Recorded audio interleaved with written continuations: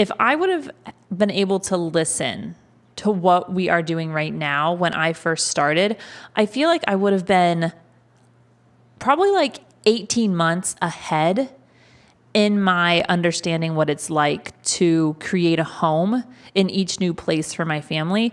And I'm so glad that we are doing this. And I cannot wait for you guys to kind of use some of these tips and tricks and let me know what you're thinking, what your thoughts are. But every time I think about this series, I just really get jazzed about it. Hey there, and welcome to the Digital Nomad Family Podcast.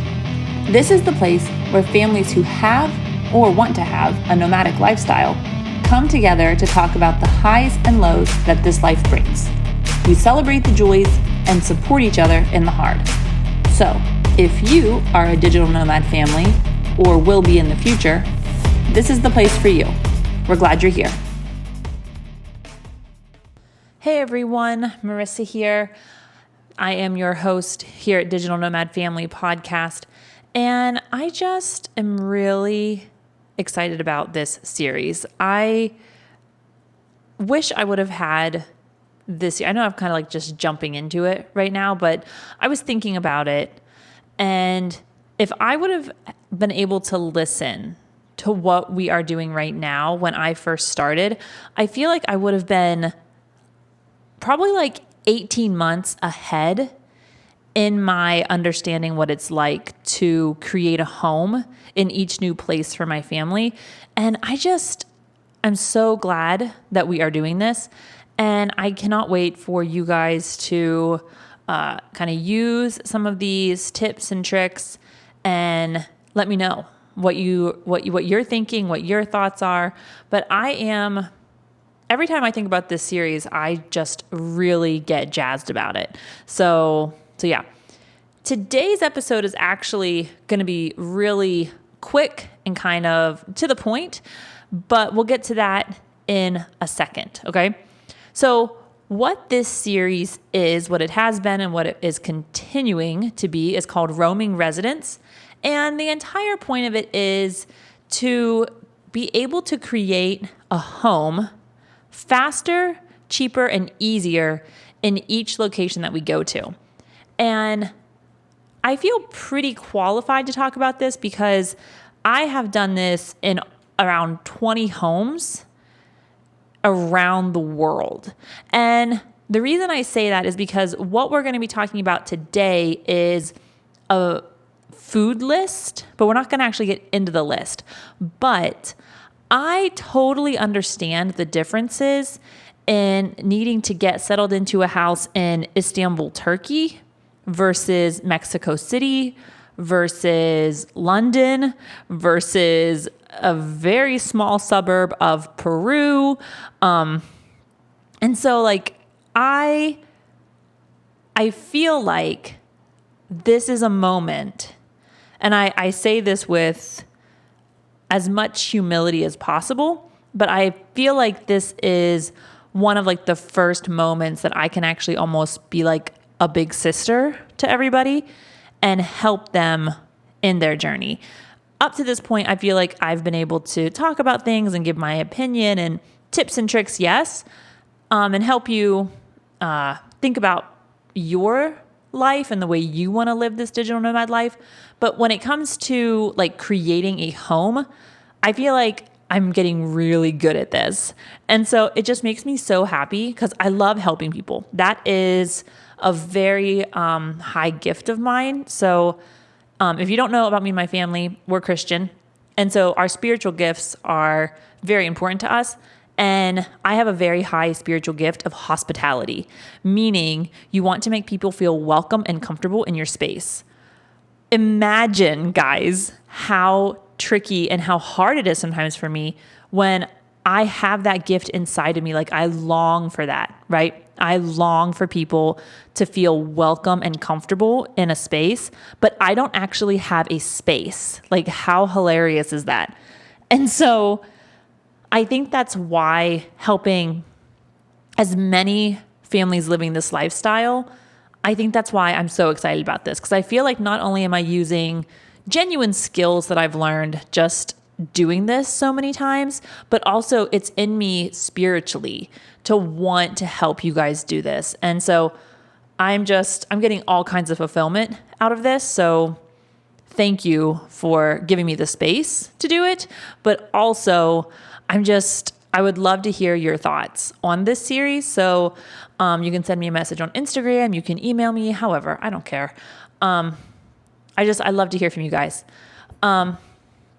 So like I said, today is the first shopping trip. Now, as mentioned in previous episodes, we do have a resource to go along with this series over on our website. You do have to pay for it. And so today, the actual shopping list, we're not really going to go over, but the shopping list is in the settling in guide. So if you want to get your own settling in guide, it will have the actual shopping list that we're not going to talk about today. Today on the podcast, we're going to talk more big picture, but the settling in guide does have lots of detail to it. So pop on over to our website. There's a link in the show notes, but it's also just familyofdashes.com, and you'll be able to get the guide there. The fastest way is going to be just pull up those show notes and tap that link. So today we are talking about that very first shopping trip. Now, last episode, they do go out one a week.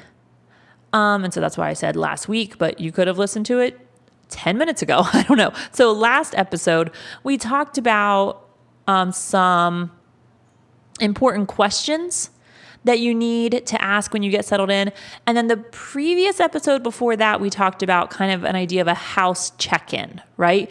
Looking around, what do we personally need in a house to make it feel comfortable?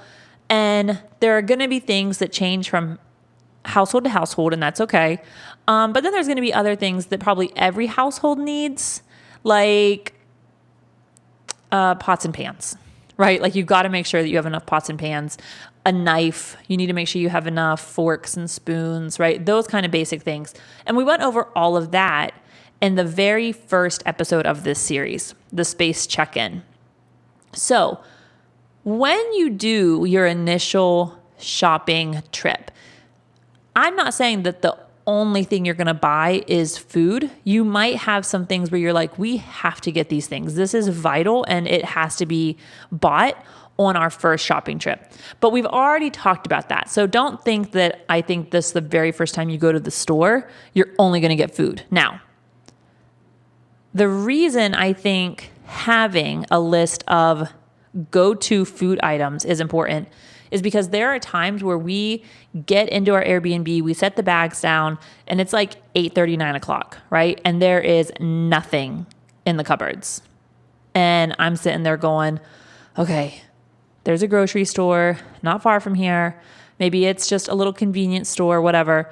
But then I'm like racking my brain as to, okay, what can I realistically buy to make my family food for the morning?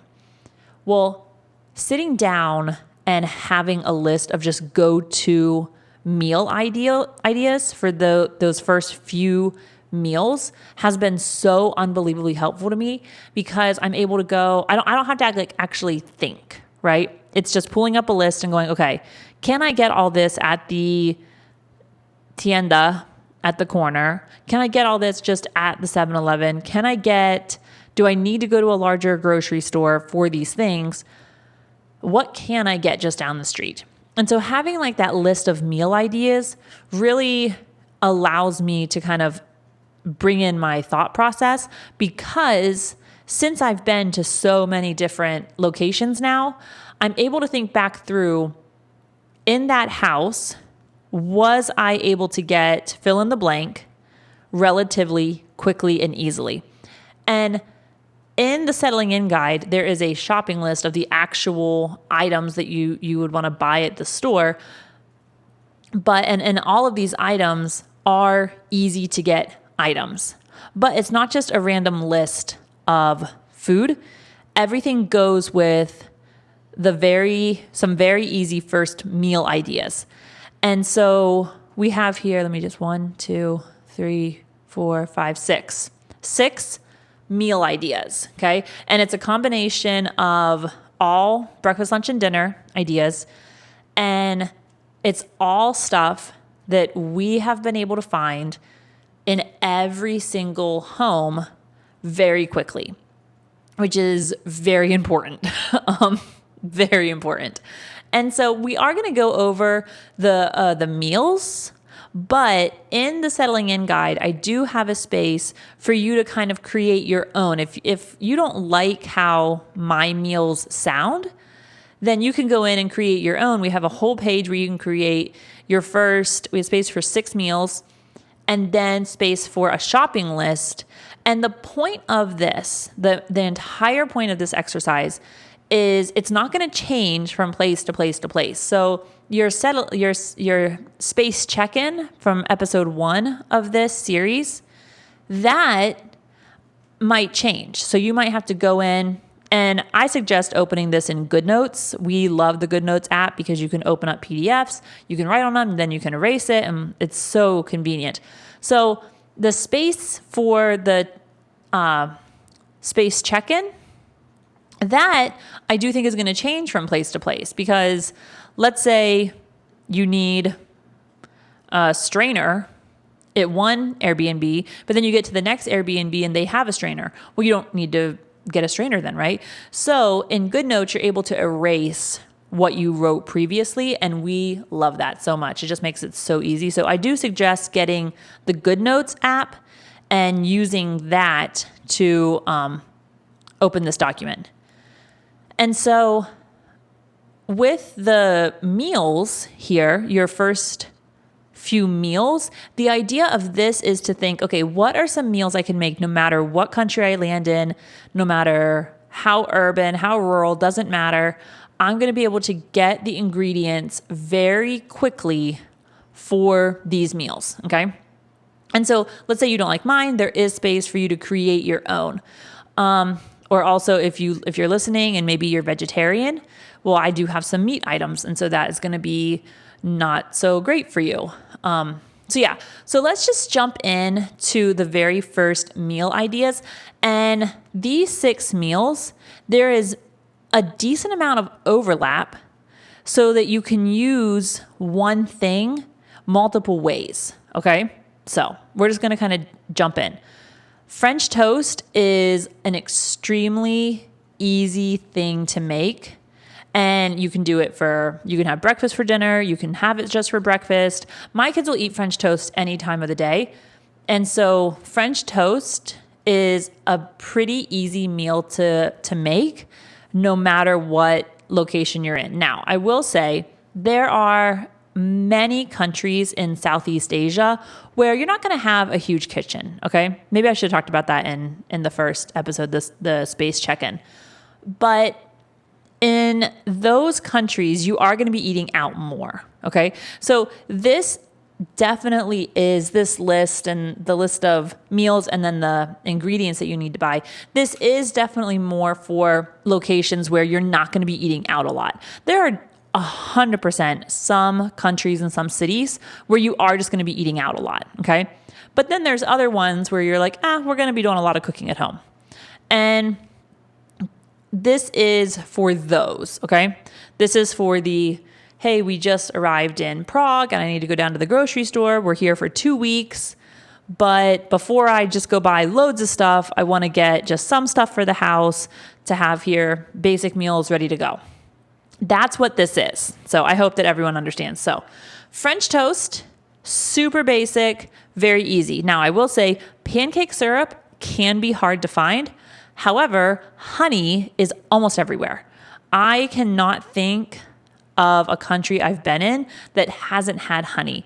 In fact, in Istanbul, we preferred the honey over, we were able to find pancake syrup, but we preferred the honey over the pancake syrup there because their honey was amazing. There was just something very special about the honey in Istanbul. and we loved it. So we just, even when we found the pancake syrup, we were like, and we're sticking with honey. If you can grab some fresh fruit, it's a nice little touch, especially if you've been on the go or you just had some long travel days. A little bit of fresh fruit is a really nice touch. So some French toast and some fresh fruit, that goes a long, long way, and it's super easy. Another one is rice and beans. I know that sounds like, Marissa, what are you talking about? But I would suggest getting some type of meat, either some chicken thighs. We love chicken thighs in rice and beans. We eat rice and beans a decent amount. One, because it is super cheap. And if I'm able to save a little bit of money on our grocery budget, then we have more money to play with. And I like to play with the money. And so we put chicken thighs in meat a lot. Duck is fantastic in rice and beans. Also sausage, but if you are in certain countries, sausage is really hard to find. But not impossible, just you might have to be open to a different form of sausage. But rice and beans is an amazing meal. Also, if you get rice, a nice big bag of rice to begin with, you can just make up a bunch of rice and have it as your side. And that goes good with honestly any meal. I think the great thing about being full-time nomads is we don't, like in the United States where we're originally from, we very much have this idea where there are certain breakfast foods, certain lunch foods, and certain dinner foods. Now that we've been traveling for over a year, the whole idea of you have to have 3 meals a day and those 3 meals a day have to look like this, that's been almost erased from our head. And so my kids are very happy with rice and beans. That's a very common thing here for breakfast, actually, in El Salvador.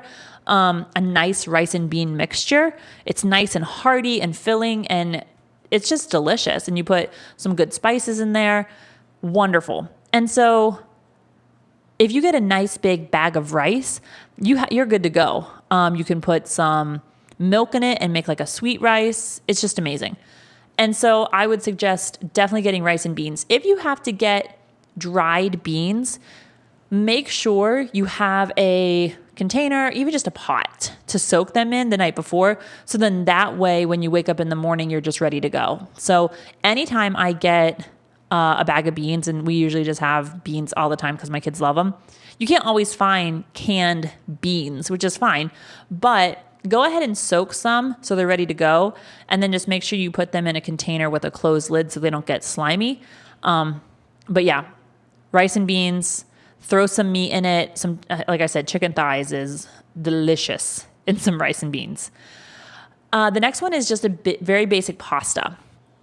And by basic, I mean, if you can find jarred spaghetti sauce, you grab that and you're just happy.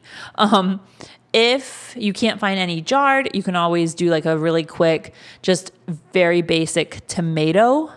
I mean, literally that's all it is, just tomatoes. You can throw in some spices, a little bit of sugar to just kind of cut out the high acidity level. But I mean, there you go. Or you can just even roast, if you have an oven, roast some tomatoes, cook your pasta, throw a little bit of garlic in there, either garlic powder, granulated garlic, or even actual garlic, doesn't matter. But I've been able to find garlic in all its forms in every single city I've been in, every single one. Even if I have to buy the actual garlic bulb, I throw that in the oven with the tomatoes. Now we just have like a nice little chunky tomato sauce. That's delicious.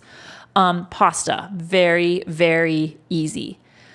Omelets, that is the next one. And we like to use lunch meat, and if we're able to get any kind of cheese, which every country we've been to has had some form of cheese, and we love to try the local cheeses. We're kind of cheese weirdos. And so anytime there's a local cheese, we are just all over it. And so we always have cheese. And we love omelets. And then also with cheese, if you get like a nice brick of cheese, not like lunch meat type cheese where you put it on a sandwich, but actual like a chunk of cheese, you can just eat that with breakfast, lunch, dinner, whatever. It's a great snack.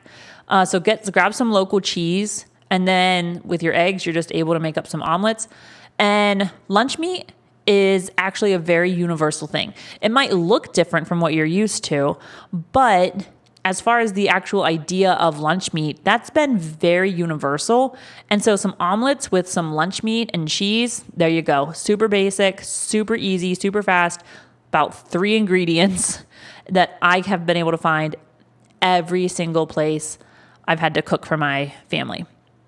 And then the next kind of meal, it's more like a side, but either hash browns or home fries, which like home fries, I don't know if you don't know what that is. It's just cut up potato, like small cubes, and then you just fry those up. Those are amazing all the time. Like if your family likes potatoes, just get some potatoes. And if you don't have a box grater in your apartment, which that's actually something that I buy a decent amount because I have an extraordinarily strong addiction to hash browns in the morning. And I don't even know how many graters I've bought at this point, but I like to have a nice box grater and I grate up my potatoes for hash browns and I will eat those for any meal of the day. Also, another kind of just basic potato thing is baked potatoes. So you have hash browns with breakfast. You can do some home fries or even like baked French fries for lunch. And then you do baked potatoes for dinner. There you go. Easy. And it's one thing. So basic. And then the last one is, since you already have bought the lunch meat to make your omelets, some cheese for your omelets, and you've already bought bread for French toast, you instantly have all the stuff for lunch meat sandwiches. So see how that works? Everything is rolling together to work. And then you're going to have your rice to do some stuff with. You're going to have some fresh fruit. It just all is super basic. But when you sit down and you make this list and you come up with these meal ideas and then with the actual shopping list that goes with it, you have eliminated so much mental clutter that you're just able to open up the settling in guide and you're ready to go. And something that I love about having older kids is, guess what? Now that I have a list, they can do this. And it's amazing. My oldest is 16, so I'm not like sending young little kids to a grocery store. My kids have gone grocery shopping for our family many times. They always have a phone. It's always done in a safe way. They're always together. But I'm like, my son, if we were in the United States, would be working on getting his driver's license. Like, let's put things into perspective. If I'm going to let my son drive on a highway in Norfolk and Virginia Beach, I really need to give him the freedom to walk a few blocks to the grocery store and be able to get this list. So if you have older kids, I would highly suggest getting this guide.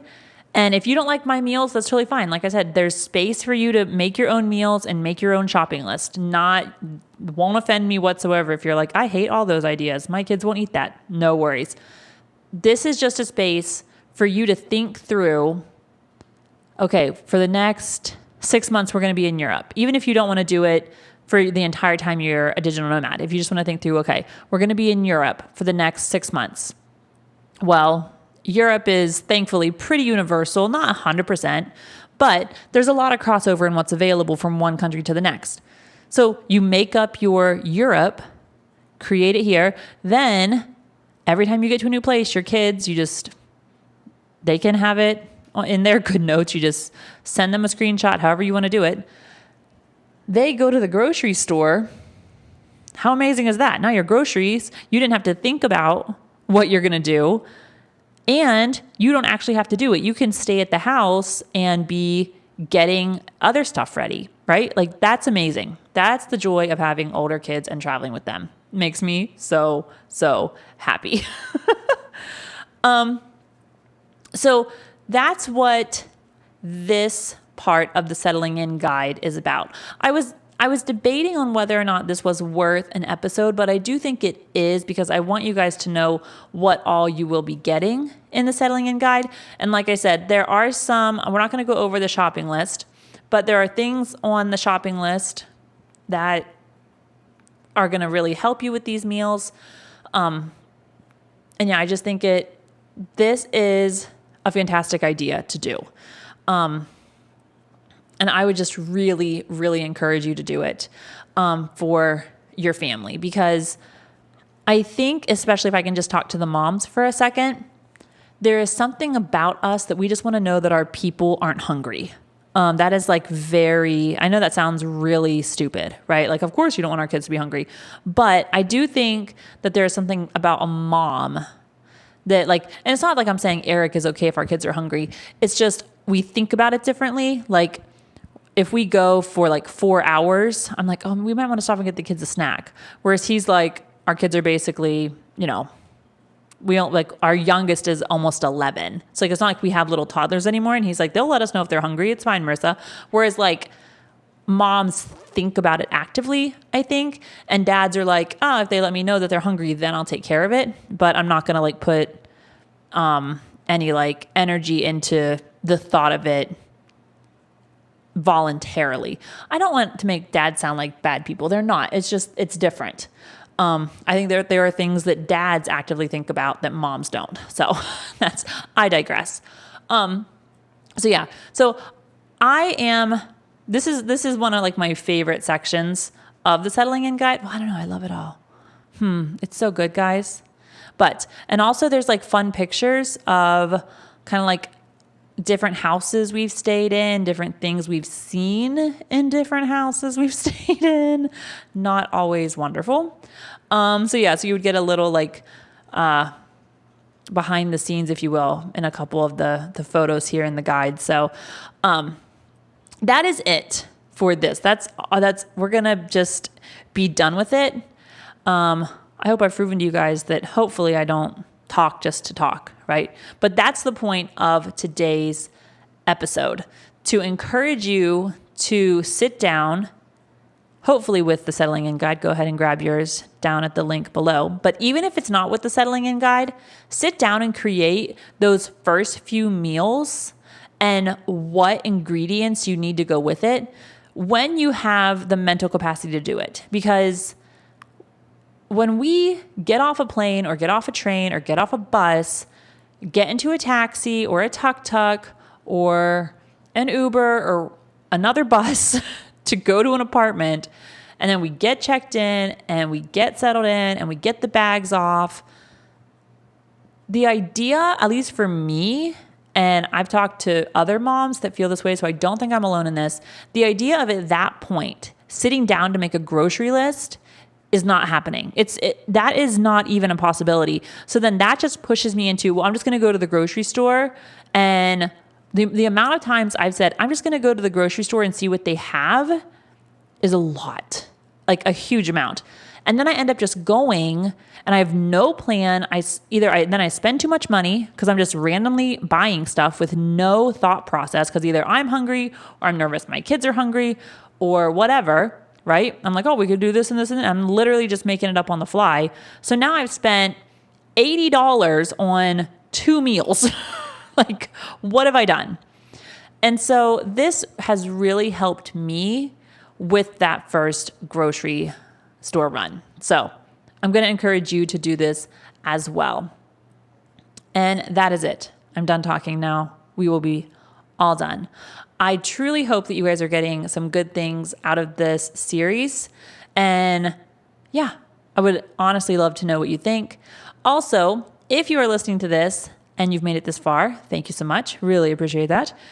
Please go ahead and subscribe on whatever app you are listening. So our statistics are a little weird. So usually there's more people that listen on Spotify than listen on Apple, which is funny to me because I'm very much like an Apple person, but that's just statistics. But this podcast actually does have more Apple listeners. So if you're listening on Spotify, make sure you push that subscribe button, that follow button, because you guys are falling behind. So come on, Spotify. let's not let the Apple people beat ya. So I'll let you guys know if that changes, okay? So I hope that you guys are all doing well. I'm excited to keep exploring this series with you. And as always, I hope that you continue to travel joyfully.